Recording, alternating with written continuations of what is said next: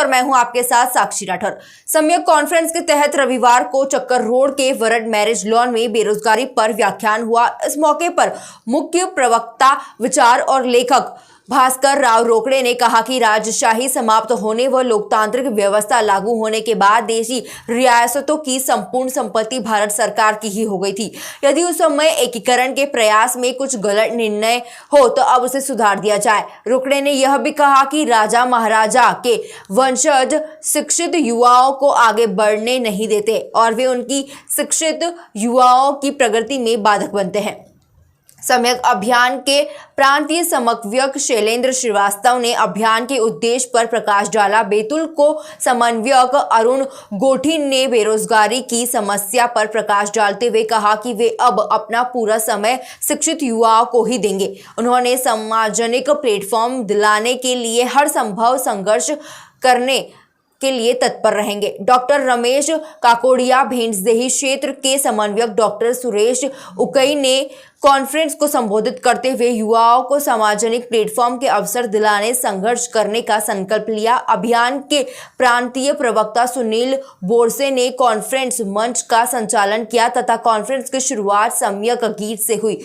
मैं सम्यक अभियान के गीत के लिए चाहूंगा कि शैलेंद्र श्रीवास्तव जी, जो सम्यक अभियान का हमारा गीत है, मिशन का जो ये गीत है, उस गीत से हमारे कार्यक्रम की शुरुआत होगी।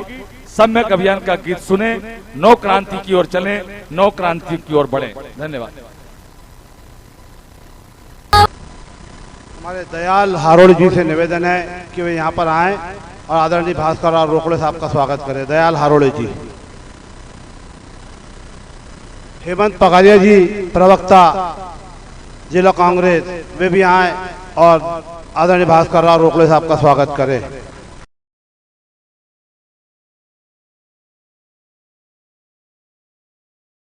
रोकड़े साहब का पुष्पमाला से स्वागत करें। साथियों, ये जो गीत है, ये हमारे बहुत ही प्रिय साथी, संघर्ष साथी, गांधीवादी विचारक संतोष द्विवेदी जी जो शहरों के हैं, ये उन्होंने स्वयं लिखा है। वो आज किसी कारण उपस्थित नहीं हो पाए। मैं चाहूंगा उनके लिए जोरदार तालियों से इस गीत के लिए उनका धन्यवाद व्यक्त करें। और साथ में ये जो संवेदनशील मसला है, बेरोजगारी और आज की युवा पीढ़ियों को जो भ्रमित करने का कार्य बड़ी तेजी के साथ चल रहा है, उस सम्यक अभियान के प्रदेश के कोऑर्डिनेटर भाई शैलेंद्र श्रीवास्तव लगभग मेरे 30 साल पुराने साथी हैं। हम लोगों ने राजनीतिक की शुरुआत एक साथ की थी और मैं शैलेंद्र श्रीवास्तव जी को बहुत जानता हूं। बहुत ही मेहनतकश, ईमानदार, निष्ठावान और बहुत ही संवेदनशील हमारे नेता साथी हैं और ये सम्यक अभियान के हमारे मध्य प्रदेश के कोऑर्डिनेटर हैं।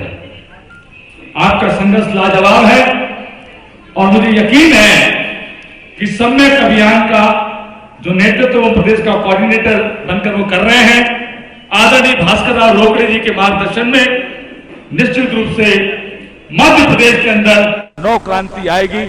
मैं आदरणीय शैलेंद्र श्रीवास्तव जी से गुजारिश करता हूं कि आज इस बैतूल में सम्यक अभियान के बारे में हमारे आए हुए युवाओं को संबोधित करें। आदरणीय शैलेंद्र श्रीवास्तव।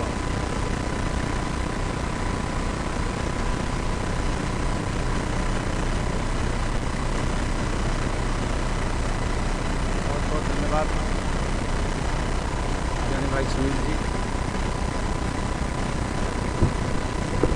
आज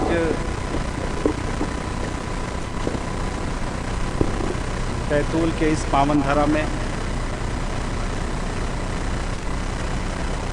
सम्यक अभियान के कार्यक्रम में इस कार्यक्रम के मार्गदर्शक हमारे आदरणीय हेमंत बागदरे जी,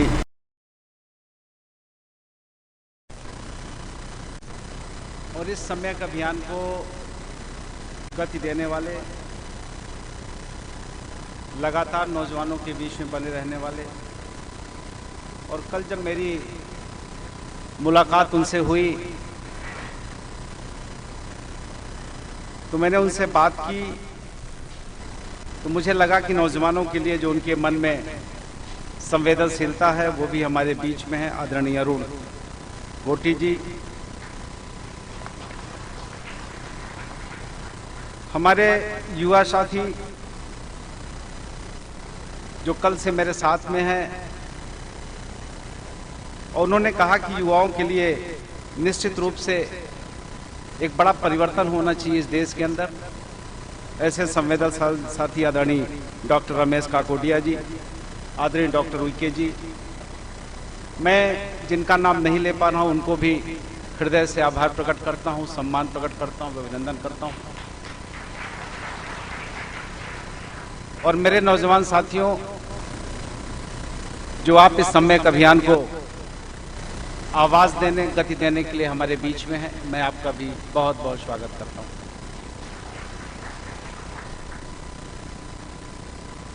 दोस्तों, सम्यक अभियान की शुरुआत आदरणीय श्री भास्कर और रोकड़े जी ने की। चूंकि वो किसी परिचय के मोहताज नहीं है, उनके जीवन का अपना एक खुद का लंबा संघर्ष है। वो देश के नामी गिरामी पत्र पत्रिकाओं में संपादन का कार्य किया है, संपादक रहे हैं, चाहे टाइम्स ऑफ इंडिया रहा हो, चाहे देशबंधु रहा हो, जो भी अच्छे अखबार हैं उनका संपादन किया है। और हमेशा नए विचारों का जो है उन्होंने शुरुआत की है।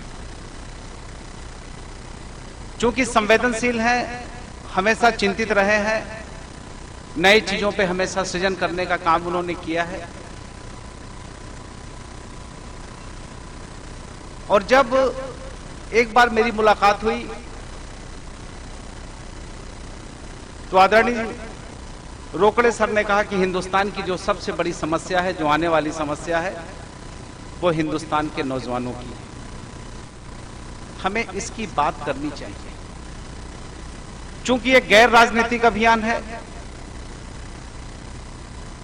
हमारा कोई राजनीतिक मूवमेंट नहीं है, हम गैर राजनीतिक अभियान के तहत इस सम्यक अभियान को पूरे देश में, पूरे प्रदेश में चलाने का काम कर रहे हैं। तो सर ने कहा कि ये चिंतन का विषय है कि इस देश का सबसे बड़ी समस्या अगर किसी की है तो नौजवानों की। और सर ने कुछ बिंदुओं पे चर्चा की और मुझे लगा कि निश्चित रूप से एक बड़े परिवर्तन के आसार हो सकते हैं। और सर के मार्गदर्शन में मैंने काम शुरू किया। चूंकि मैं मध्य प्रदेश के रीवा से हूं, तो सबसे पहले जब मैंने रीवा में सर्वे करवाया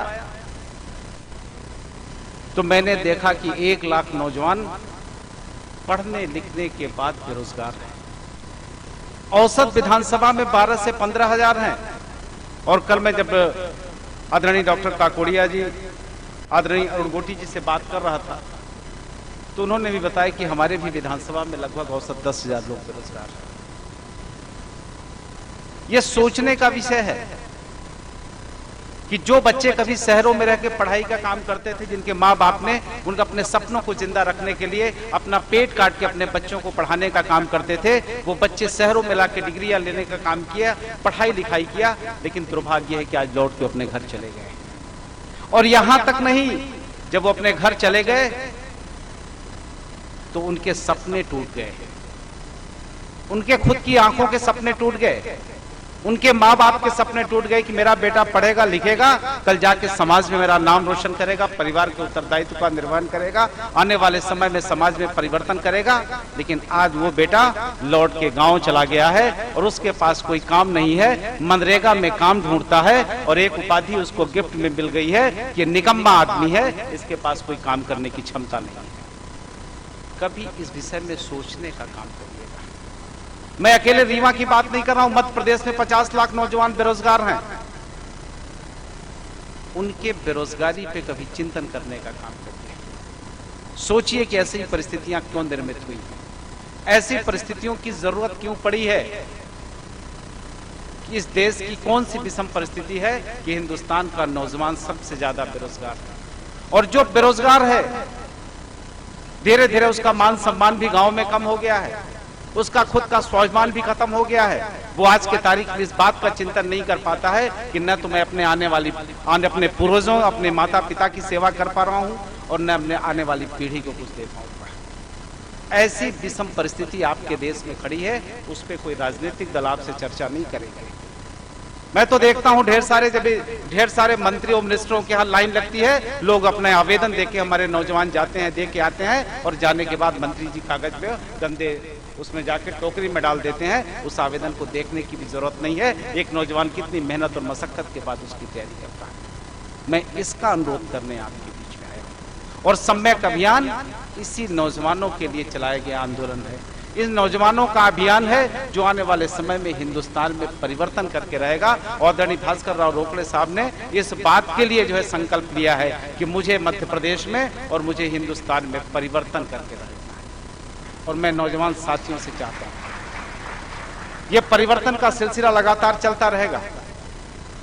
सिर्फ आपसे मेरा अनुरोध है कि आप आदरणीय रोकड़े साहब की बातों को सुने, क्योंकि उनके जो बिंदुवार टॉपिक हैं, आदरणीय सर हमारे बीच में हैं, उन टॉपिक पे मैं बिल्कुल आपसे जिक्र नहीं करूंगा, क्योंकि उसका प्रेजेंटेशन सर देंगे। उनका बनाया हुआ टॉपिक है, हम लोग उसके साथ में काम कर रहे हैं, तो उनसे बेहतर प्रेजेंटेशन मैं भी उस टॉपिक पे नहीं दे सकता हूं। इसलिए उस टॉपिक पे मैं आपसे बात नहीं करूंगा। मैं तो सिर्फ इतना आपसे बात करूंगा कि आप अपने आप को परिवर्तित करने का काम करिए।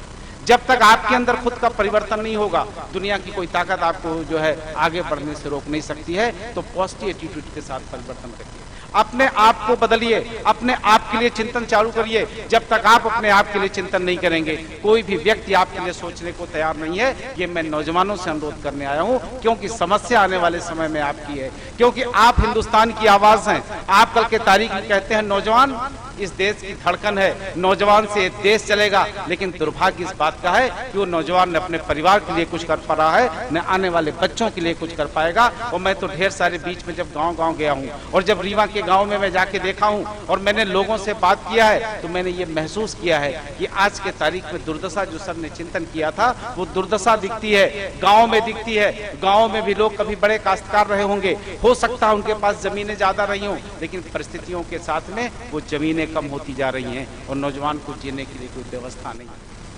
इसलिए परिवर्तन की शुरुआत आपको करनी है, सर की बातों को आपको सुनना है। और परिवर्तन जब करेंगे तो सबसे पहले अपने आप में चेंज करिए, पॉजिटिव एटीट्यूड लाइए, सर के बातों का मंथन करिए, क्योंकि सबसे पहले आपको बदलना होगा। खुद को बदल लीजिए, जहमत नहीं होगी, दुनिया को बदलने की जरूरत नहीं होगी। इसलिए परिवर्तन की शुरुआत आपको करनी है, और परिवर्तन आप करके रहेंगे। और परिवर्तन की शुरुआत जब आप करेंगे, और हमेशा आपने परिवर्तन किया है, और जब भी आपने चाहा है तब तक आपने परिवर्तन किया है। और अगर आप परिवर्तन कर देंगे, परिवर्तन के लिए आगाज कर देंगे, और परिवर्तन के लिए आपको चर्चा शुरू करनी, क्योंकि ये अभियान है, इसमें सम्यक अभियान लिखा हुआ है। ये कोई आंदोलन नहीं है, आपको थाने का घेराव नहीं करना है, आपको जो है लाठी डंडा नहीं चलाना है, आपको चर्चा करनी है। आप अपने आप में चर्चा करें, क्योंकि मुझे पता है कि जब नौजवान काम करता है, उसके जेब में पैसे नहीं होते हैं, तो आंदोलन को भी नहीं चला पाता है। लेकिन हम लोगों ने निर्णय लिया कि आपको सम्यक अभियान की चर्चा शुरू करनी है। आप अपने आप में चर्चा करें, अपने गाँव में चर्चा करें, अपने पड़ोस में चर्चा करें, अपने रिश्तेदार से चर्चा करें, और ये चर्चा एक दिन मध्य प्रदेश में परिवर्तन करके देगी। ये मैं आपसे वादा करने आपके बीच में आया हूं। लेकिन उस परिवर्तन की शुरुआत आपको करनी पड़ेगी, और जब तक आप परिवर्तन की शुरुआत नहीं करेंगे, तो खुदा ने भी उस कौम की किस्मत नहीं बदली जिसे खुद न ख्याल हो अपनी किस्मत बदलने का। तो इस अभियान की निरंतरता है आपकी चर्चा। आप अभियान की शुरुआत आज करें, शपथ लेके अभियान की शुरुआत करें। बिंदुवार जानकारी आदरणीय रोकड़े सर जब आपके बीच में आएंगे, वो एक बहुत बड़े चिंतक हैं। वो हमेशा इस बात को लिए चिंता रहते हैं कि समाज में परिवर्तन की कैसे हो, समाज का व्यक्ति पॉजिटिव कैसे हो, समाज में नव क्रांति कैसे आए, युवाओं के भविष्य में बदलाव कैसा हो, इसका लक्ष्य निर्धारित करके उन्होंने पूरे मध्य प्रदेश में इस कार्यक्रम की शुरुआत की है। और इसी के साथ मैं आपसे विदा चाहूंगा। सभी लोगों को बहुत बहुत धन्यवाद ज्ञापित करता हूं, नौजवानों का हार्दिक अभिनंदन करता हूं, मंचासीन लोगों को धन्यवाद ज्ञापित करता हूं कि जो बुजुर्ग हमारे बीच में बैठे हैं, क्योंकि बिना आपके आशीर्वाद का परिवर्तन की शुरुआत नहीं हो सकती। नौजवान आपके आशीर्वाद से, आपके जब उनका आपका आशीर्वाद उनके कंधों पर रहेगा, तभी ये नौजवान आगे चल के परिवर्तन की दिशा में चलेगा। इसलिए मैं बुजुर्गों से भी अनुरोध करना चाहता हूं, उनसे मेरी जो है विनम्र प्रार्थना है कि आपके आशीर्वाद की बदौलत, क्योंकि ये जिम्मेदारी नौजवानों के साथ साथ आपकी भी है, क्योंकि परिवर्तन के सूत्रधार आप भी होंगे, क्योंकि आप आपको भी लगता है कि मध्य प्रदेश में, इस देश में नौजवानों का भविष्य सुरक्षित होना चाहिए। आपने भी इस बात के लिए चिंतन किया होगा, इसलिए आपके आशीर्वाद की आकांक्षा के साथ ये उम्मीद चाहूंगा कि सम्यक अभियान के इस कार्यक्रम को आपका आशीर्वाद मिले, सम्यक अभियान के पूरे मध्य प्रदेश और देश के अभियान में आपका योगदान मिले। इन्हीं के साथ बहुत बहुत धन्यवाद। जय हिंद। बहुत बहुत धन्यवाद शैलेंद्र श्रीवास्तव जी। शैलेंद्र श्रीवास्तव जी एक बहुत संघर्षशील और क्रांतिकारी साथी हैं और इस सम्यक अभियान के प्रदेश के कोऑर्डिनेटर हैं। हमें पूरा यकीन और भरोसा है कि आपके इस नेतृत्व में आदरणीय भास्कर राव रोकड़े जी के मार्गदर्शन में ये सम्यक अभियान पूरे प्रदेश के अंदर नहीं बल्कि पूरे देश के अंदर नई क्रांति लेके आएगा। जैसा कि आप लोग सभी जानते हैं कि सम्यक अभियान के तहत जो मिशन है, जो विचारधारा है, जो चिंतन है, बेरोजगार साथियों के लिए, युवाओं के लिए, जो आदरणीय भास्कर राव रोकड़े जी ने एक मिशन चलाया है, अभियान चलाया है, ये देश की युवा पीढ़ी हमारी देश का भविष्य है और ये युवा पीढ़ी के कंधों पर देश के आने वाली युवा पीढ़ियों का भविष्य है। मैं कहना चाहूंगा कि आज की युवा पीढ़ी हो या हम लोग हो, इस विषम परिस्थितियों में जहां देश को बांटने का प्रयास किया जा रहा है, जाति और धर्म में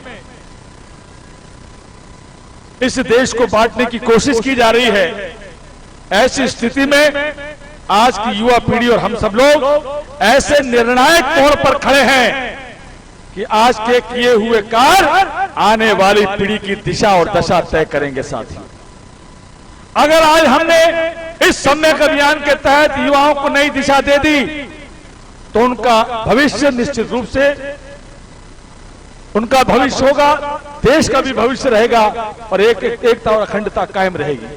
और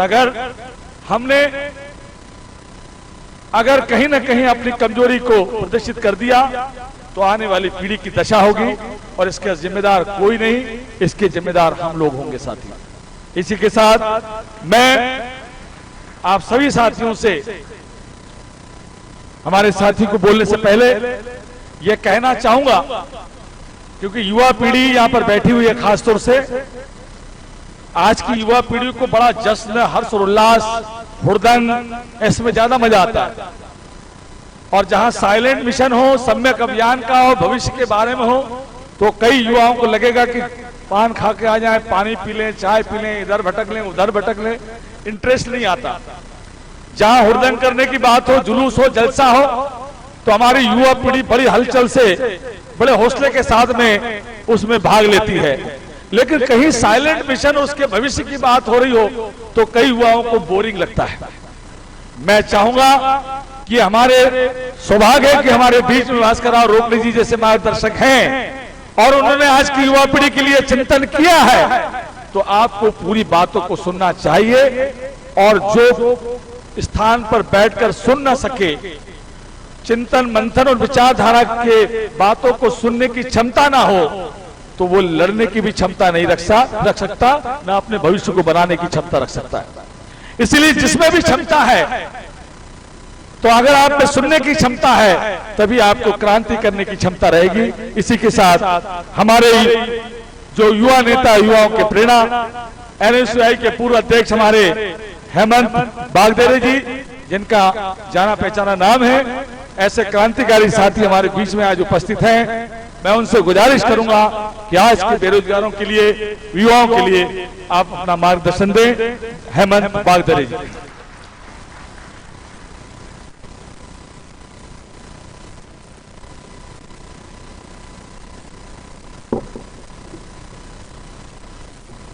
आज इस समन्वय कार्यक्रम के रचयिता परम श्रद्धेय भास्कर राव रोकड़े साहब,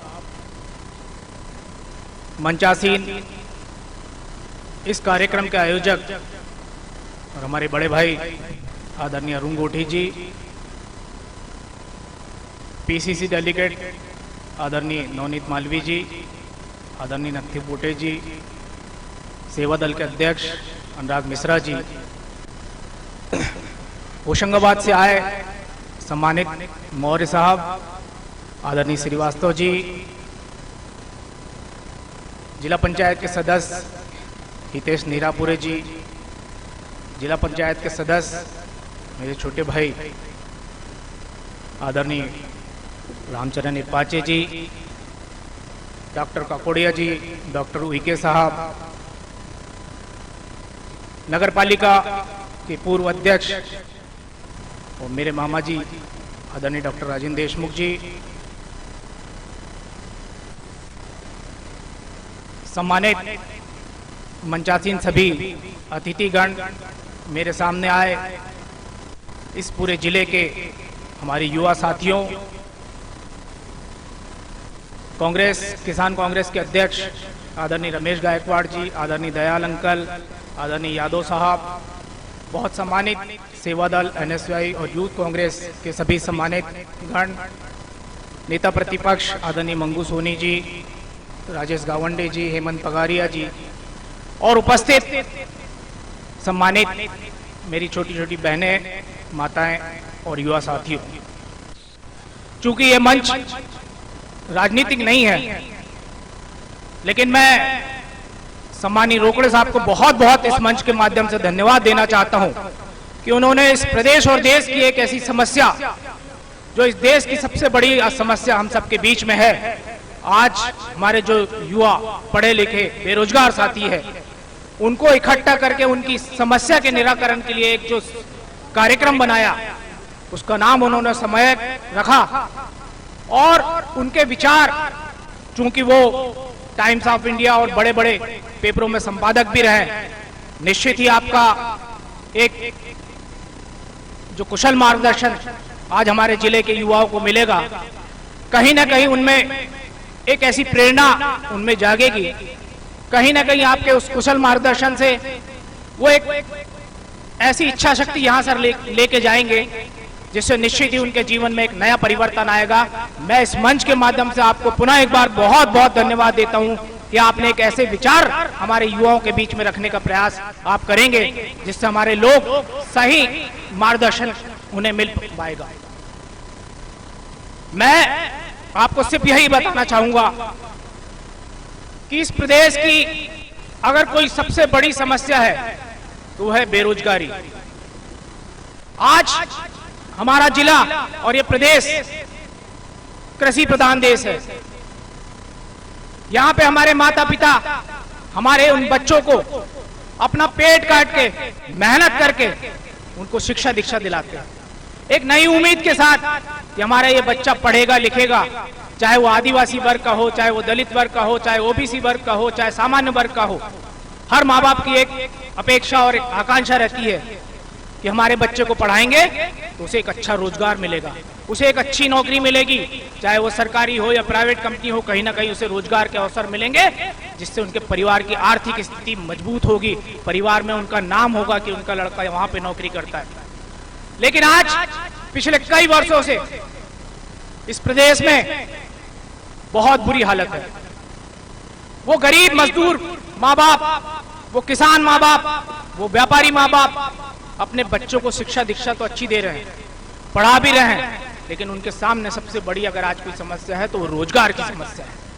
हमारे इन नौजवान के दोनों हाथ खाली हैं और उनकी परिवार की जो उम्मीदें थी वो परिवार की उम्मीदें टूटती जा रही है। इन परिवारों की उम्मीद न टूटे इसके लिए जो योजनाएं इस समन्वय कार्यक्रम के माध्यम से आदरणीय रोकड़े साहब ने जो आपके बीच में लेके आए हैं, निश्चित ही वो एक सराहनीय कदम है। क्योंकि जब रोजगार नहीं मिलता है, युवा हताश होते हैं, जिन माँ बापों ने कर्ज लिया हुआ है वो एक हताशा के दौर से जब गुजरते हैं तो परिवार की स्थिति हम सब देखते हैं कि वो किस स्थिति में होती है। कई ऐसे लोग हैं, चाहे वो किसान हो, हम हमेशा पेपरों में देखते रहते हैं, पढ़ते रहते हैं, चैनलों में देखते हैं कि किसान ने आज आत्महत्या कर ली, किसान के परिवार के उस बेरोजगार साथी ने आत्महत्या कर ली। उसके पीछे उसकी हताशा है, क्योंकि उसको लग रहा है कि आज के इस दौर में उसके लिए रोजगार के कोई अवसर नहीं है। उसका इतना पढ़ा लिखा होने के बाद भी वो अपने परिवार की आर्थिक मदद नहीं कर पा रहा, अपने परिवार का नाम रोशन नहीं कर पा रहा। ऐसी स्थिति में आपने ये जो कार्यक्रम बनाया है, मैं एक बार पुनः आपको इस मंच से बहुत बहुत साधुवाद देता हूं और ये विश्वास जताता हूं कि आपकी प्रेरणा निश्चित ही हम सब के लिए, हमारे जिले वासियों के लिए एक ऊर्जा भर के आएगी। हमारे यहाँ पे जो बेरोजगार साथी हैं वो संगठित है, लेकिन उन्हें एक सही मार्गदर्शन की जरूरत है, कि उन्हें एक दिशा की जरूरत है कि कैसे वो अपना अधिकार प्राप्त कर सकते हैं, कैसे उन्हें रोजगार के अवसर प्राप्त होंगे। मैं आपसे एक निवेदन करना चाहता हूं कि जरूरी नहीं है कि हमारा ये साथी किसी सरकारी नौकरी में या किसी प्राइवेट कंपनी में ही काम करे। आप इनके लिए ऐसे बहुत सारे व्यापार के भी अवसर आप उपलब्ध कराएं, या आप उनके विचारों में एक ऐसी क्रांति लाए जिसके माध्यम से हमारे नौजवान ऐसे कोई छोटे छोटे काम करें जिसमें वो अपने परिवार के, अपने रिश्तेदारों को उसमें रोजगार दे सके। ये भी हमारे लिए एक उपलब्धि होगी कि हम व्यापार के उस काम में भी इन हमारे युवाओं का हाथ बटाने का काम करेंगे। आज हम सबको मिलकर निश्चित ही यही प्रयास करना चाहिए कि हमारे इस युवा पीढ़ी का और उनके परिवार का जीवन सही तरीके से चल सके। उनके लिए, हम उनके परिवारों के लिए और हमारे इन युवा साथियों के लिए क्या कर सकते हैं, उन्हें हमारे क्या योगदान की आवश्यकता है, तो निश्चित ही हम सब लोग आपके इस कार्यक्रम में सफल होंगे, हमारी युवा पीढ़ी को बर्बाद होने से बचा सकेंगे। मैं एक बार पुनः मंच के माध्यम से आपको प्रणाम करता हूं, आपके विचारों को प्रणाम करता हूं और आपको इस बैतूल की पावन धरती में आने के लिए आपका बहुत बहुत अभिनंदन, स्वागत करता हूं। धन्यवाद। जय हिंद, जय भारत। क्रांतिकारी मार्गदर्शन देने के लिए हमारे बागदरी जी का धन्यवाद। साथियों, ये मिशन, ये अभियान आदरणीय भास्कर राव रोकड़े जी का चिंतन युवा पीढ़ी के लिए आज के इस मंच के माध्यम से जो प्रयास किया जा रहा है, उसमें हमारे कई लोग उनके साथ में कंधे से कंधा मिलाकर चल रहे हैं। उसमें एक नाम और आता है, हमारे डॉक्टर सुरेश उइके जी। डॉक्टर सुरेश उइके जी पढ़ लिख करके डॉक्टर हो गए। लोग पढ़ते हैं, लिखते हैं, सरकारी अधिकारी नौकरी पर चले जाते हैं, लेकिन उसके बाद में न वो परिवार की चिंता करते हैं, न पीढ़ी की चिंता करते हैं। लेकिन हमारे बीच में डॉक्टर सुरेश उइके जी डॉक्टर होने के बावजूद भी आज बेरोजगारी की चिंता करते हुए डॉक्टर भास्कर राव रोकड़े जी के इस मिशन अभियान में हैं। उनके लिए जोरदार तालियां। और मैं चाहूंगा कि आए हमारे डॉक्टर सुरेश उइके जी यहां पर आकर मार्गदर्शन दें।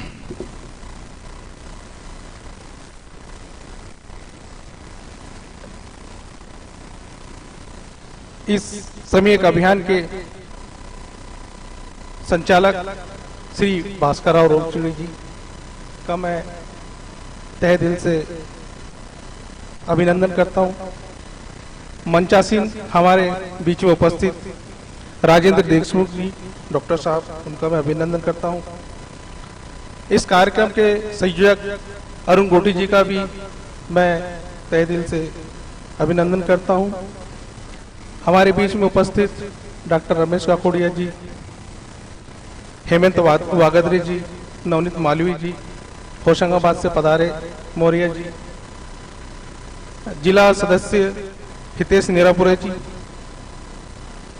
होशंगाबाद से आए राम सिंह जी, हेमंत पगारे जी का मैं बहुत बहुत स्वागत, अभिनंदन करता हूं।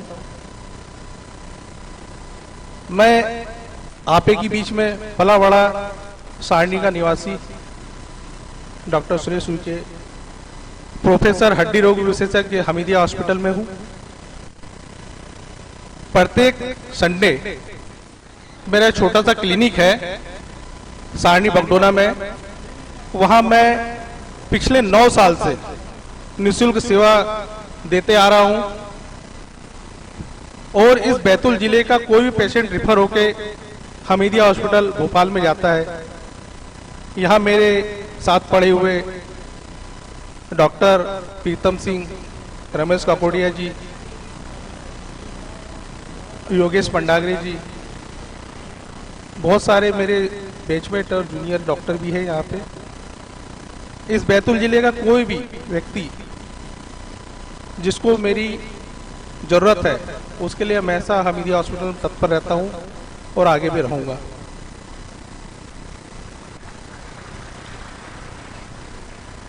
ये सम्यक अभियान जो है ये समानता के रूप में हमें जो भास्कर राव जी रोकड़े यहाँ पे लेके आए हैं। युवा पढ़ता है, लिखता है, माँ बाप के सपने को साकार करने के लिए जब वो घर से बाहर निकलता है, अच्छी डिग्री होने के बाद, सब कुछ होने के बाद, अपने माँ बाप के सपनों के लिए, अपने सपनों के लिए जब वो आगे कदम बढ़ाता है तो उससे निराशा हाथ लगती है। सोचता है कि वो छोटी मोटी नौकरी मिल जाए ताकि घर परिवार का भरण पोषण करे वो। लेकिन आज की परिस्थिति ऐसी निर्मित हो गई है कि हर जगह उसको अपमानित होना पड़ता है।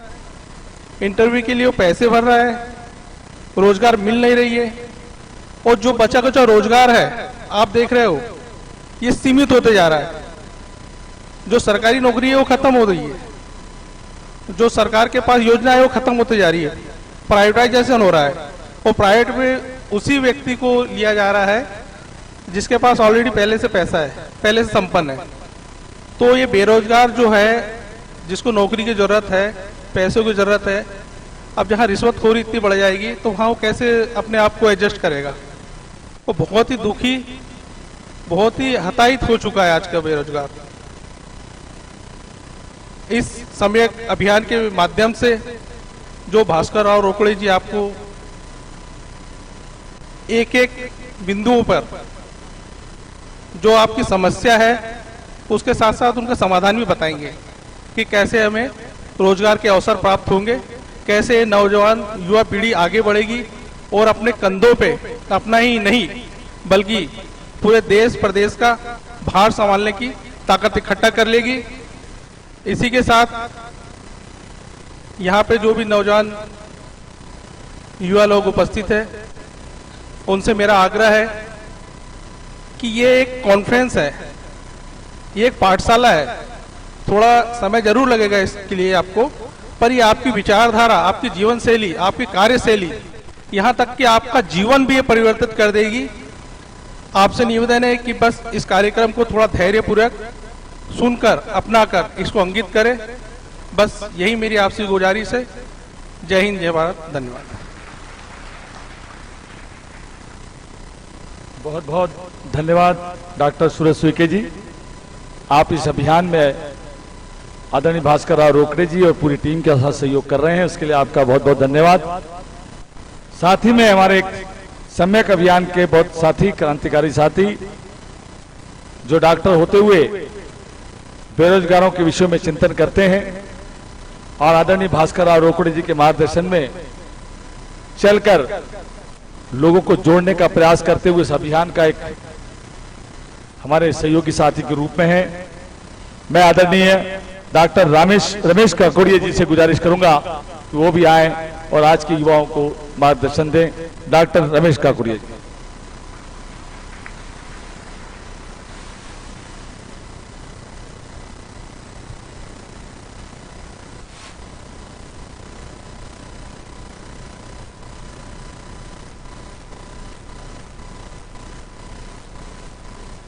सर्वप्रथम इस सम्यक अभियान के मुख्य अतिथि आदरणीय भास्कर राव रोकड़े जी और मंच पर आसीन सभी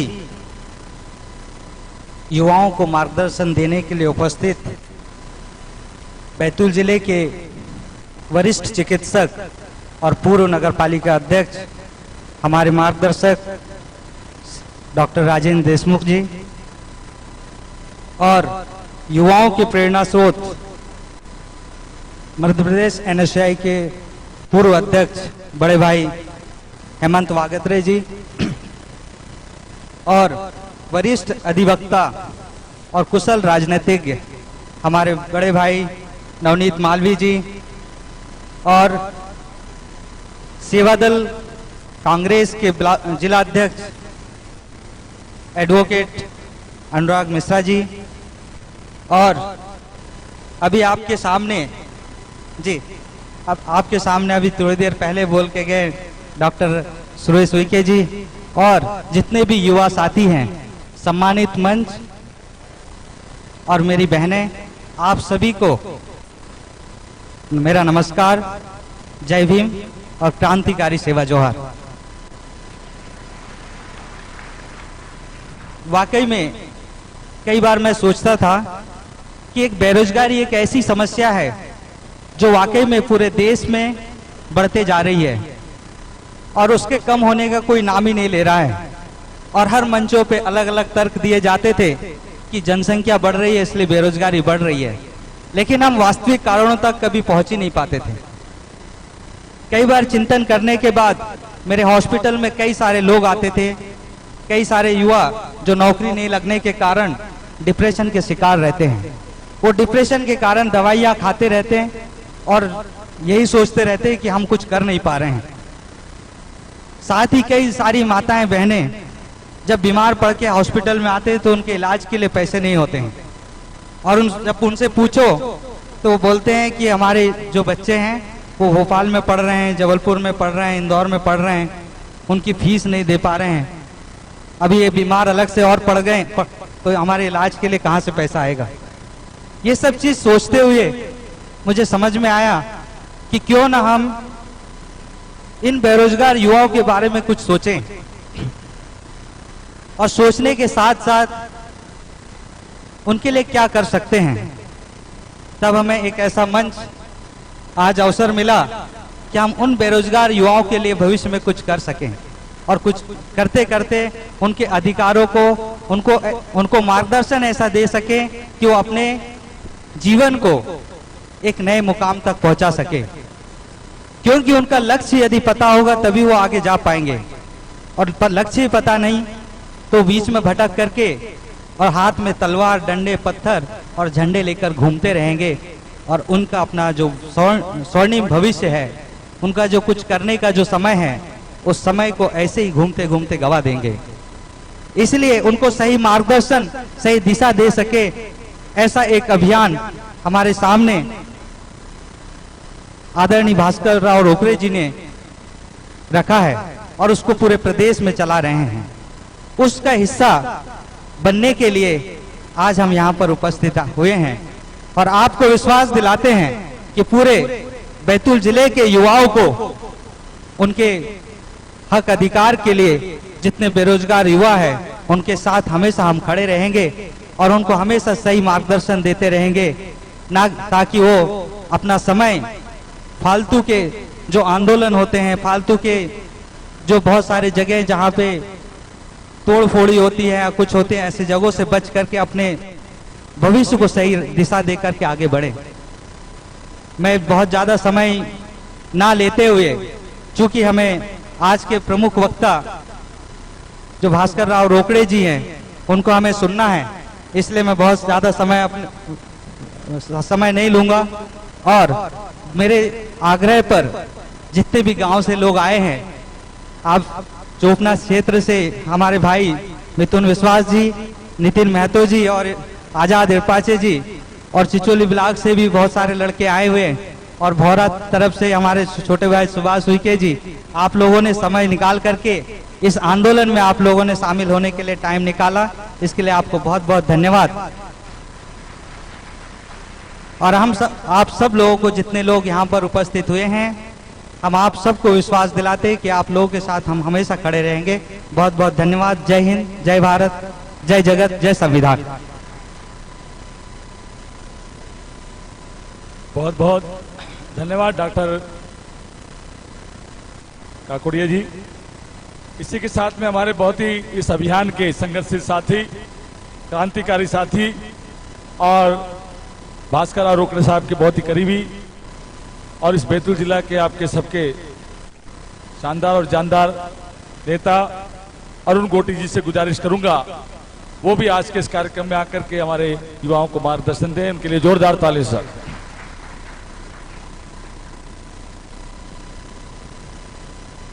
सम्यक अभियान कार्यक्रम के हमारे मुख्य अतिथि परम आदरणीय भास्कर राव रोकले साहब, पूर्व नगर पालिका के अध्यक्ष राजेंद्र देशमुख जी, हमारे मध्य प्रदेश के सम्यक अभियान के प्रभारी आदरणीय शैलेंद्र श्रीवास्तव जी, एनएसयूआई के पूर्व प्रदेश अध्यक्ष, जिला कांग्रेस कमेटी के कार्यवाहक अध्यक्ष हेमंत वागदरे जी, हमारे साथी नवनीत मालवी जी, अनुराग मिश्रा जी, नाथुराम पोटे जी, डॉक्टर काकोड़िया जी, डॉक्टर उइके जी, रमेश गायकवाड़ जी, जगदीश यादव जी, दयाल पटेल साहब और मंच पे हमारे जिला पंचायत के सदस्य हितेश निरापुरे जी, रामचंद्र पाजे जी, पूर्व जनपद अध्यक्ष हीरालाल सोनारे जी एवं यहाँ पर उपस्थित जनपद सदस्यगण, सरपंच साथी, युवा साथियों, माताओं बहनों, आज हमको इस बात का बहुत गर्व है कि हमारे छोटे से निवेदन पर आदरणीय भास्कर राव रोकले साहब ने यहाँ के युवाओं के लिए हमें समय प्रदान किया। इसके लिए हम पूरे बैतूल जिले के युवा साथियों की ओर से उनकी कृतज्ञता ज्ञापित करते हैं। मुझे उनके साथ वार्तालाप करने का मौका मिला और उन्होंने मुझे इस बात के लिए प्रेरित किया कि आप राजनीतिक क्षेत्र में तो काम करते ही हो, व्यापार के क्षेत्र में भी काम करते हो, मगर आपको जो इस प्रदेश की सबसे बड़ी समस्या है बेरोजगारी की, युवकों की, उसके लिए हमने एक अभियान चलाया है, सम्यक अभियान। उस अभियान में आपको अपनी भागीदारी निभाना है। उसके बारे में उन्होंने विस्तार पूर्वक मुझे बताया कि ये अभियान युवाओं को जोड़ने का है, क्योंकि युवा सही दिशा जिस प्रकार बंदर किस प्रकार उछल कूद करता है, इस डाल से उस डाल, उस डाल से उस डाल पे, उसी प्रकार युवा रहता है कि जरा सा किसी ने प्रलोभन दिया कि उस ओर चल पड़ता है। युवाओं को सही मार्गदर्शन की जरूरत है। हमारे हेमंत वागदरे जी ने पूरा सिलसिलेवार किस प्रकार आज घर परिवार की स्थिति, माँ बाप की स्थिति है, किस प्रकार युवाओं के ऊपर जवाबदारी है। डॉक्टर काकोड़ी ने बताया कि उनके अस्पताल में डिप्रेशन के शिकार लोग आ रहे हैं। आज पूरा परिवार, किसी युवा को रोजगार नहीं मिलता है, अर्थव्यवस्था का पूरा ढांचा चरमरा जाता है उस परिवार का। बहुत बड़ी समस्या है इस प्रदेश की, इस जिले की। हमारे श्रीवास्तव साहब ने बताया कि रीवा में एक विधानसभा में कम से कम 15,000 युवा बेरोजगार हैं। कल हमारी उनसे चर्चा हुई, हमने उन्हें बताया कि हमारे विधानसभा में भी एक विधानसभा में कम से कम 10 से 12,000 बेरोजगार युवक हैं। आज युवकों के रोजगार के लिए कोई योजनाएं नहीं है। आज पूरी जो वैकेंसी है सरकारी क्षेत्र में, प्राइवेट सेक्टर में, पूरी बंद पड़ी हुई है। करीबन 15 वर्षों से शिक्षकों की, महिला स्वास्थ्यकर्ता की, आंगनवाड़ी में और भी अन्य क्षेत्रों में, पुलिस विभाग में कहीं कोई वैकेंसी नहीं निकल रही। पूरी वैकेंसियां ठप पड़ी हुई है। युवा बड़ी आस भरी निगाहों से देख रहा है, पढ़ लिख के, ग्रेजुएशन होके, पोस्ट ग्रेजुएट होके, एमबीए होके, इंजीनियरिंग करके पूरे युवा आज कोई 8,000 की 10,000 की नौकरी करने के लिए मजबूर है। अब बताइए, माँ बाप ने युवाओं के लिए पैसा खर्च करके इंजीनियरिंग की पढ़ाई के लिए लाखों रुपए खर्च किया कि हमारा लड़का इंजीनियर बन के आएगा और हमारा जो भरण पोषण है, बच्चों की शादी है, बहन की शादी है और भी जो पारिवारिक जवाबदारी रहती है उनको पूरा करेगा। मगर आज इस दिशा में कोई ध्यान नहीं दे रहा।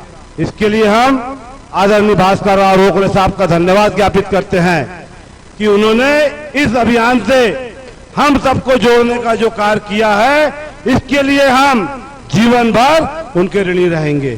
युवाओं की ओर से, इस जिले के युवाओं की ओर से मैं उन्हें आश्वासन देता हूं कि मैं इस अभियान में तन मन धन से बढ़ चढ़कर पूरा हिस्सा लूंगा और आप जो भी जवाबदारी मुझे देंगे उस जवाबदारी का मैं पूरी ताकत के साथ निर्वहन करूंगा और युवाओं के साथ जो भी कभी कोई बात रहेगी, जो भी कोई उनकी समस्या रहेगी, उसके लिए मैं कंधे से कंधा मिलाकर उनके साथ खड़ा रहूंगा।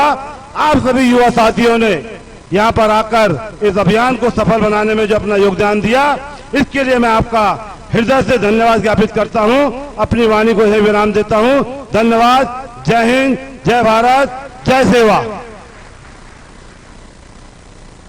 बहुत बहुत धन्यवाद। अरुण गोटी जी ने आज संकल्प और प्रतिज्ञा ली है कि वो आदरणीय भास्कर राव रोकड़े जी के और हम सबके इस सम्यक अभियान को बेरोजगारी की लड़ाई लड़ते हुए कंधे से कंधा मिलाकर इस अभियान को सफल बनाएंगे और संघर्ष के लिए तैयार रहेंगे। इसी के साथ आप सभी लोग जानते हैं कि हमारे बीच में बड़े आदरणीय हमारे सबके मार्गदर्शक पूर्व नगर पालिका अध्यक्ष डॉक्टर राजेंद्र देशमुख जी वो यहाँ पर उपस्थित हैं। उनके उपस्थिति में ये कार्यक्रम चल रहा है। मैं भी चाहूंगा हमारे आने वाली पीढ़ी को आप संबोधित करके दिशा देंगे, ऐसी उनसे अपेक्षा रखता हूं। डॉक्टर राजेंद्र देशमुख जी।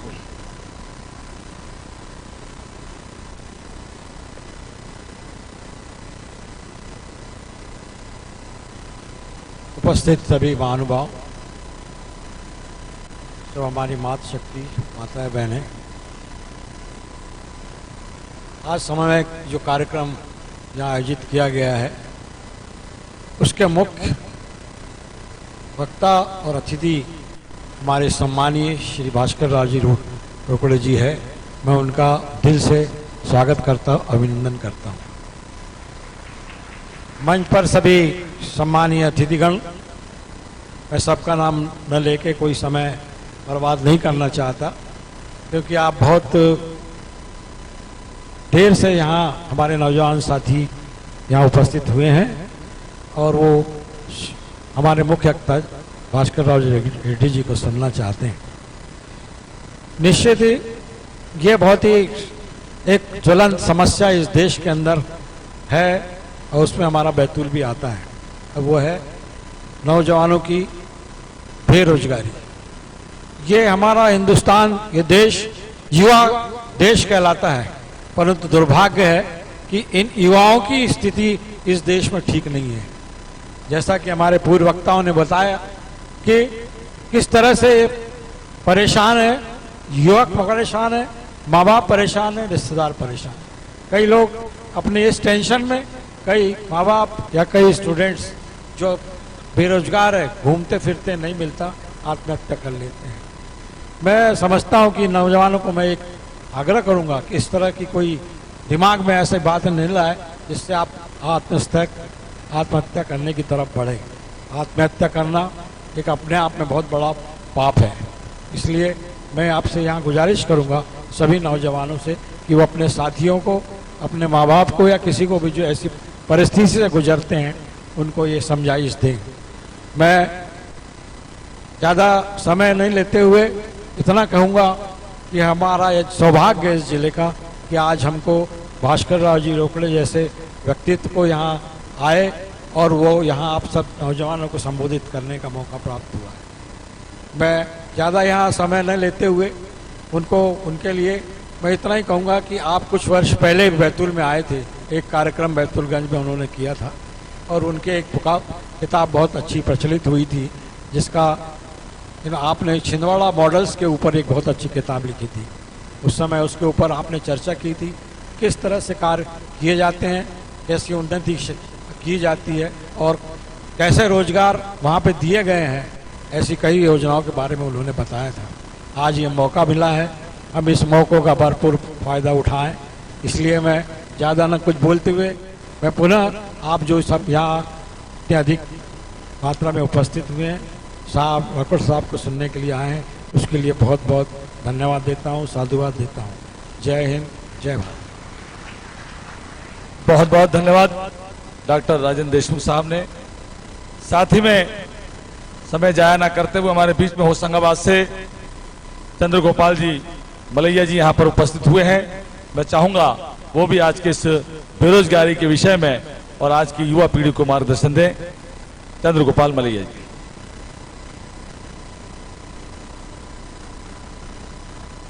वास्तव में मुझे बड़ा गर्व हो रहा है यहाँ के कि हमारे देश में, हमारे प्रदेश में भी ऐसे लोग हैं जो दूसरों का चिंतन करते हैं। उसी श्रृंखला में हमारे बीच हमारे अपने सम्मानी भास्कर राव रोकड़ी जी को प्रणाम करता हूँ।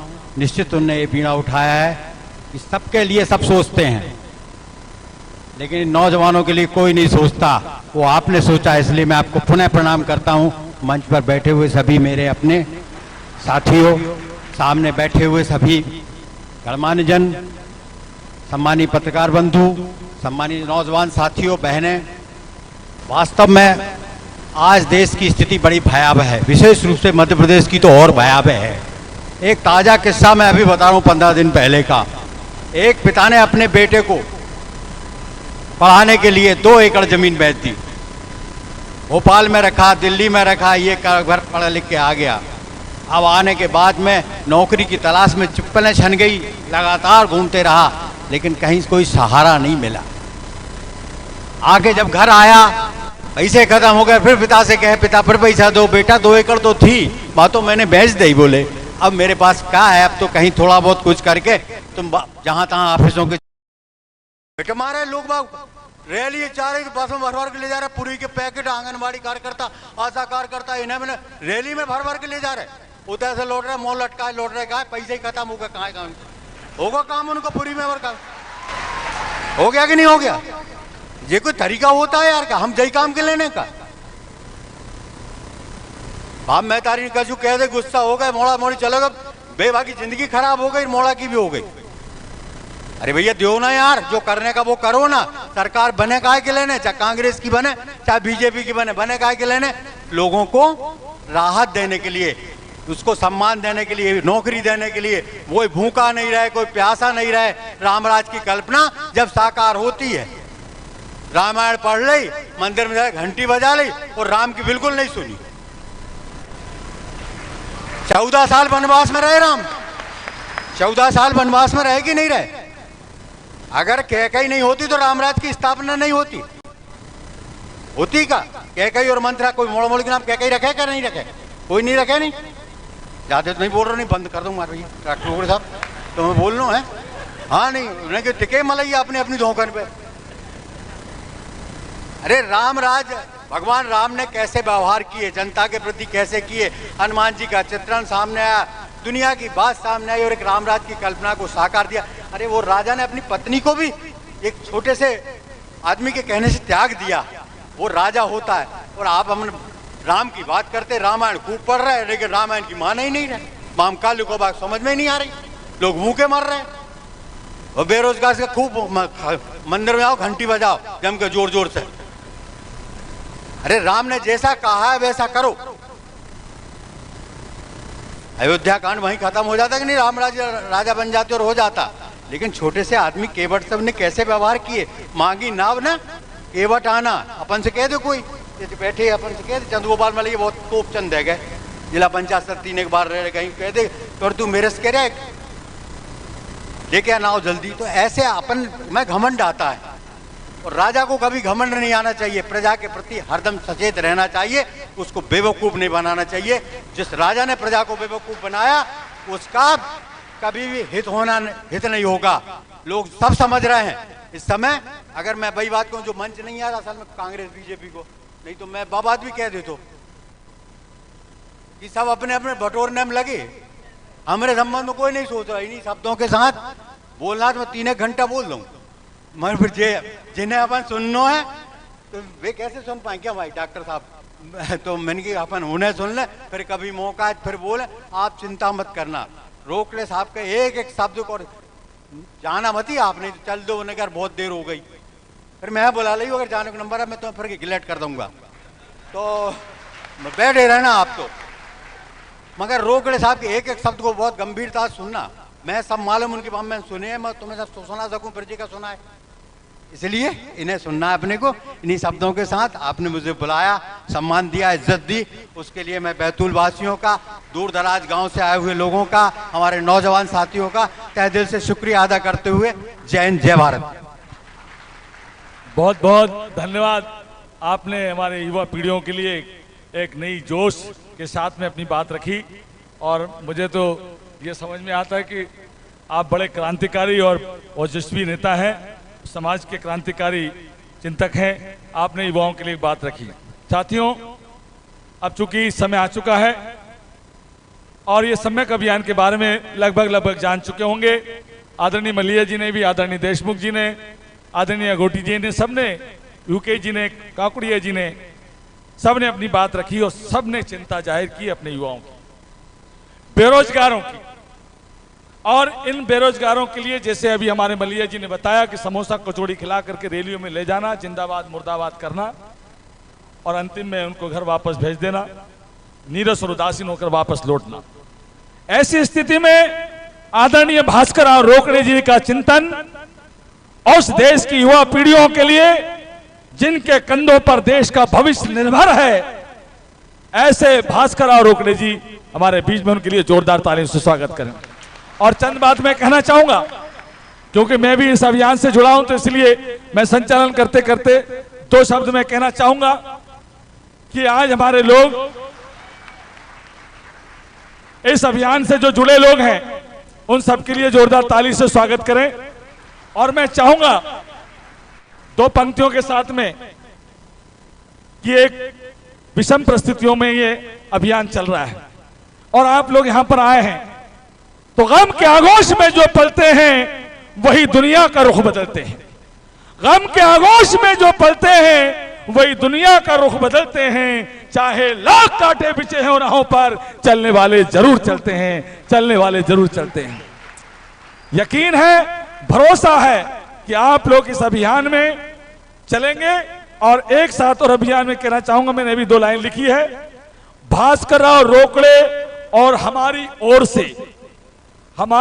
से इस अभियान में जुड़े बड़े जोर से ये बात कह रहे हैं आपको सुनील बोर से, मेरा नाम भी आपको याद दिला दिया, धन्यवाद। और इसी के साथ में मैं आपके सामने आदरणीय भास्कर राव रोकड़े जी, जो इस समाज के युवा पीढ़ी के लिए चिंतक हैं और इस हमारे मार्गदर्शक हैं, प्रेरणा स्रोत हैं, उनके लिए मैं आमंत्रित कर रहा हूं और आपसे निवेदन कर रहा हूं कि जोरदार तालियों से उनका अभिनंदन करें।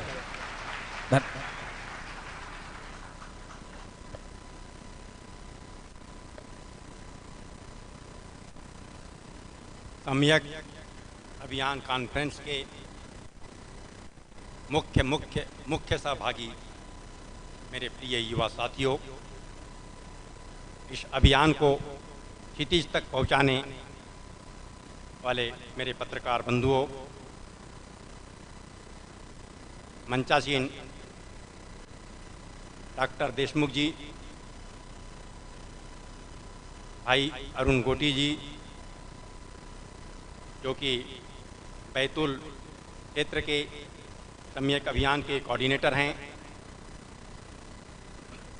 भाई डॉक्टर रमेश काकोड़िया जी, जिन्होंने घोड़ा डोंगरी क्षेत्र में सम्यक अभियान चलाने का निर्णय लिया है, भाई डॉक्टर सुरेश उइके जी, जो भैंसदेही क्षेत्र में सम्यक अभियान के समन्वय की भूमिका निभाते हुए युवाओं को स्वरोजगार, आत्मनिर्भर बनाने और सम्मानजनक प्लेसमेंट दिलाने हेतु प्रयासरत हैं। हमारे सम्यक अभियान के स्टेट कोऑर्डिनेटर मेरे प्रिय शैलेंद्र श्रीवास्तव जी, मंच का संचालन कर रहे श्री सुनील बोरशे जी, होशंगाबाद से पधारे क्रांतिकारी नेता सम्माननीय चंद्रगोपाल मलैया जी, पिपरिया से पधारे हेमराज शंकुले जी,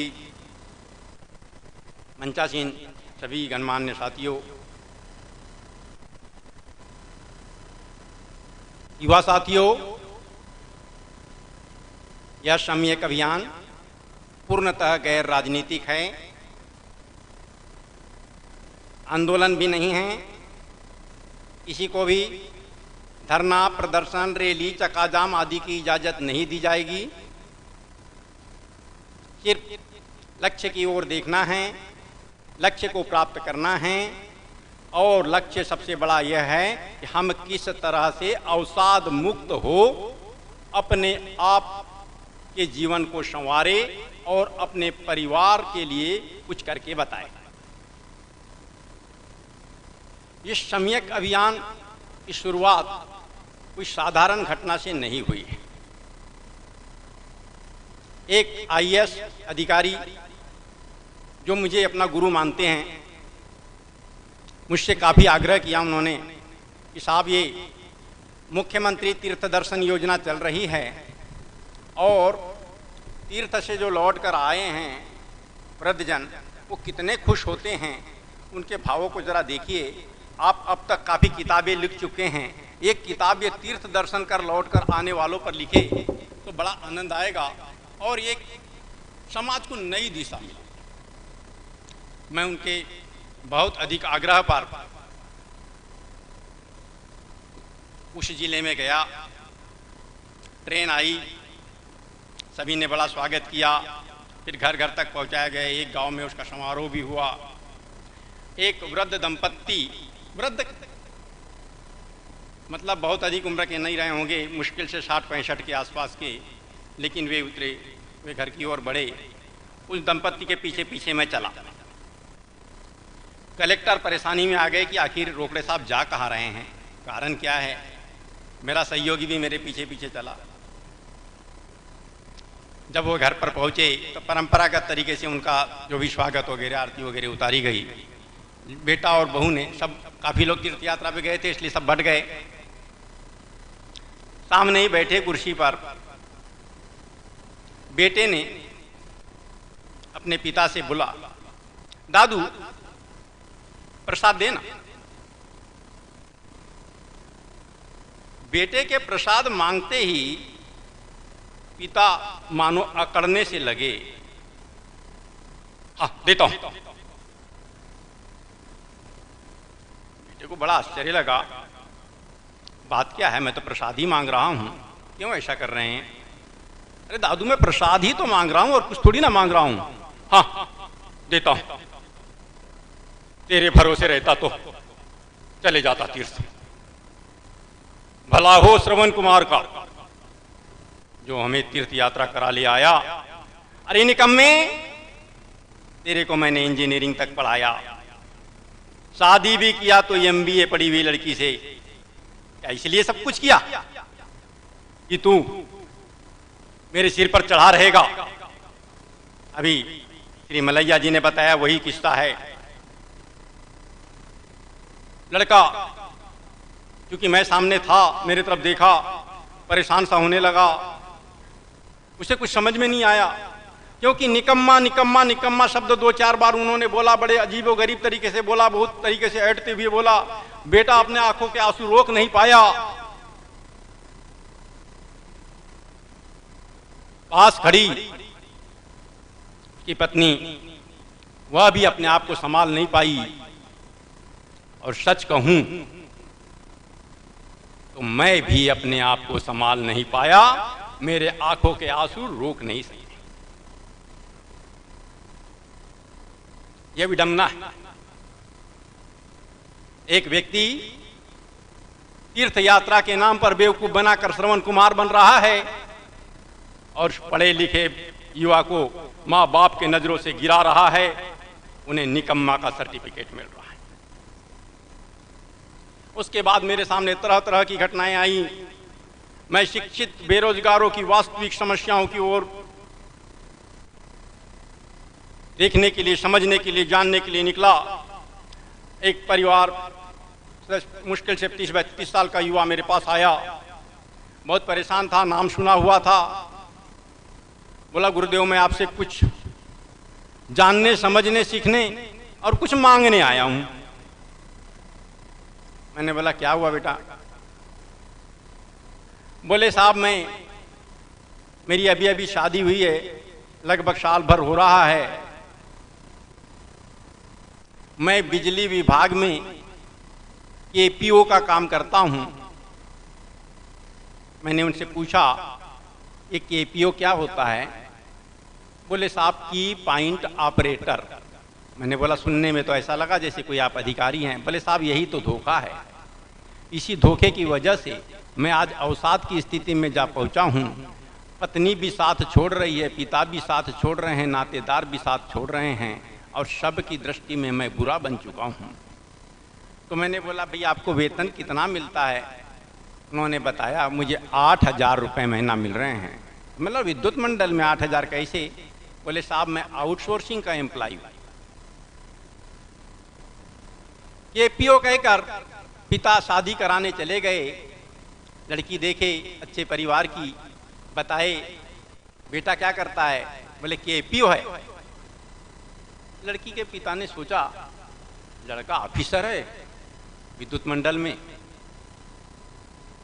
मेरी लड़की भी एमबीए है, अच्छा रहेगा। इंजीनियरिंग तक पढ़ा हुआ था, मैकेनिकल इंजीनियरिंग से फर्स्ट डिवीजन। वो तैयार हो, वेतन तक नहीं पूछा उन्होंने। अरे केपीओ है तो अच्छा ही वेतन होगा।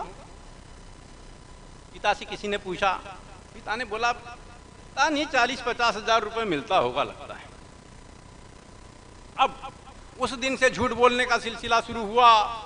उस लड़के से भी झूठ बुलाया गया, शादी हुई, एक अच्छी सी कार भी मिल गई।